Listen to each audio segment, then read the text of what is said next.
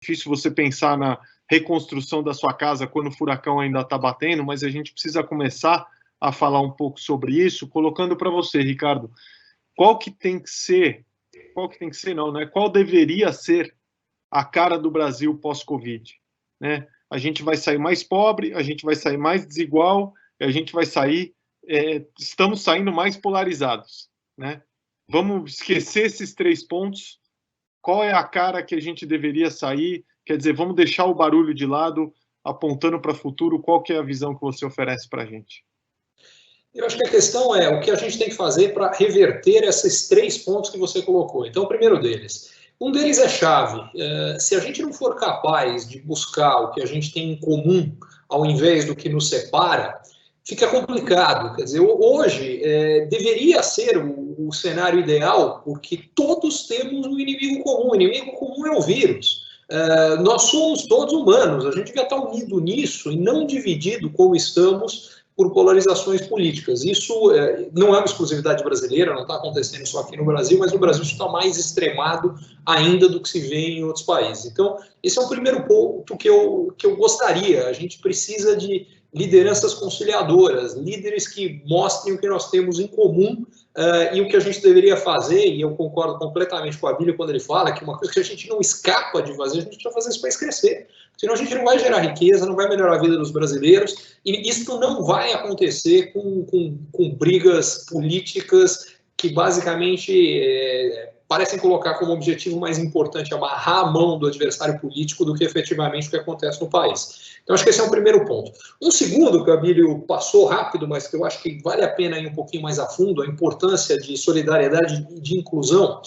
A gente já teve, só até agora, empresas e pessoas físicas no Brasil doando mais de 5,3 bilhões de reais. O que isso mostra é que o brasileiro, mesmo no momento em que as empresas estão perdendo vendas de forma substancial, brasileiros perdendo emprego, aqueles que não estão perdendo emprego estão perdendo renda porque estão tendo redução de salário. Ainda assim, a gente está tendo uma mobilização gigantesca. Mas eu estou vendo uma outra coisa que, nesse cenário, eu espero que mude, que me preocupa, que passa um pouco naquele primeiro caso, que é o seguinte: o setor privado brasileiro ficou com todas as dores no momento. Não houve no setor público uma divisão dos sacrifícios. Porque se você for pensar, o Abílio falou das várias crises que ele e qualquer um, eu e todos passamos por várias crises, tanto de país quanto pessoal, todo mundo tem. Como é que a gente sai mais forte nesse momento e principalmente mais unido?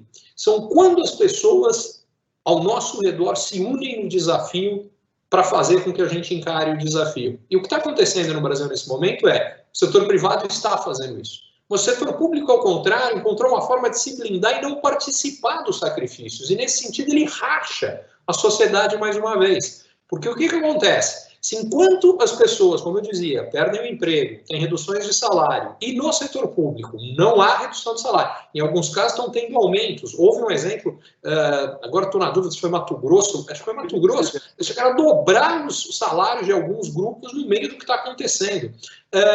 Isso é um absurdo, é uma loucura. Ou os 3 bilhões do fundo eleitoral e do fundo partidário, que deveriam estar sendo aplicados hoje no combate ao coronavírus e suas consequências econômicas. Os políticos não abriram mão deles. Ao contrário do que aconteceu, sei lá, no Uruguai, na Nova Zelândia, que houve redução de salários de políticos, de grande parte do funcionalismo público, a gente não teve nada parecido no Brasil. Isso é grave. Isso precisa mudar, porque uma das coisas que eu gostaria é exatamente de sair com esse senso de uma sociedade mais unida, com mais senso de solidariedade, mas para isso acontecer tem que ser geral. Não pode ser para alguns grupos, porque aí o que vai acontecer é ressentimento. O que vai acontecer é uma sensação de, na hora que fica complicado, eles não estão nem aí, é cada um por si. E o cada um por si piora a situação ao invés de melhorar.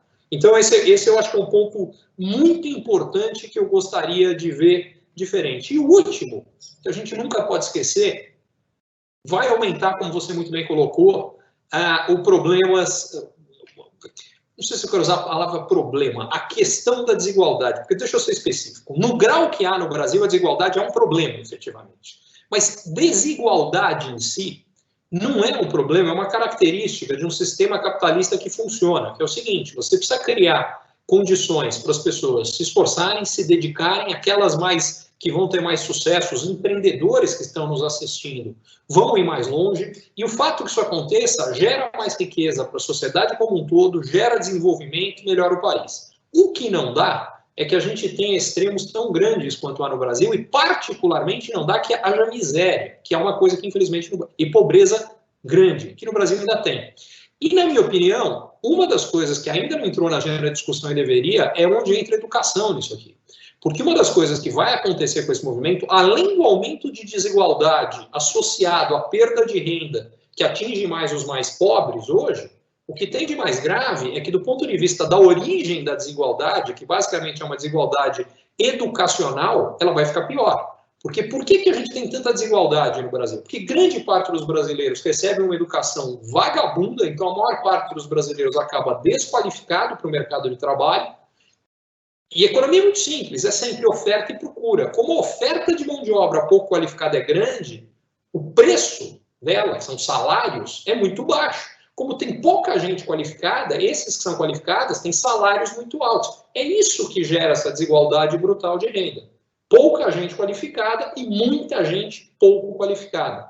E o pior é que esse gap está crescendo, porque aqueles que hoje têm nível de renda melhor no Brasil, que têm melhor acesso à internet, que têm casas mais confortáveis, conseguiram fazer a transição para esse ensino digital sem grandes problemas. Talvez com exceção de crianças muito pequenas, que aí é mais complicado. Mas, em geral, fizeram bem. Agora, entre os mais pobres, que muitas vezes não têm um acesso de internet decente, a casa não tem condição, o cara não tem onde estudar, porque tem mais gente em volta, barulho, enfim. O resultado disso aqui, se a gente não fizer algo para lidar com esse gap crescente, que vai aumentar de qualificação educacional, a gente vai ter problemas graves que o Abílio já colocou ali. As nossas tensões sociais vão aumentar e isso a gente precisa lidar. E para isso, mais uma vez, a gente precisa encarar de frente as realidades inconvenientes. Por exemplo, o Brasil tem 17 programas de governo que são chamados de programas sociais. Em 15 desses programas, há mais gente nos 20% mais ricos se beneficiando do programa do que nos 20% mais pobres. E a gente os chama de sociais. Precisa acabar com isso. Isso é dinheiro que não só é jogado fora, é pior do que isso. Eles aumentam os problemas que nós temos. Isso é uma injustiça gigante. E um deles, diga-se de passagem, é o que a gente chama de universidade pública gratuita.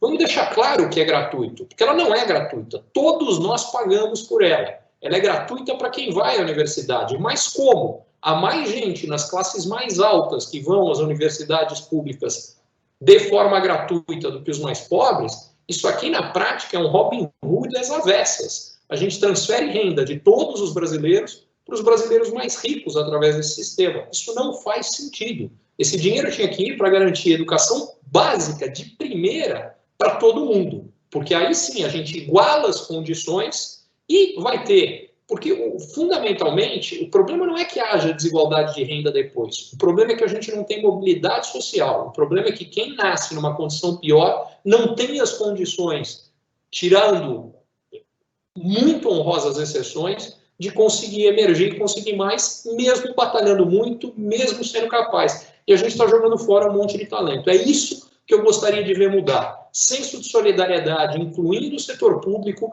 menos polarização política e, por fim, foco em encarar de verdade os problemas que nos atrasam estruturalmente e que geram as desigualdades. Porque, de novo, a desigualdade não é o problema é a falta de mobilidade, o problema não é o fato de que no final uns acabem com mais, outros acabem com menos. O problema é que, em grande medida, isso é definido pela loteria de em que família você nasceu. E isso não é aceitável, não é justo como sociedade.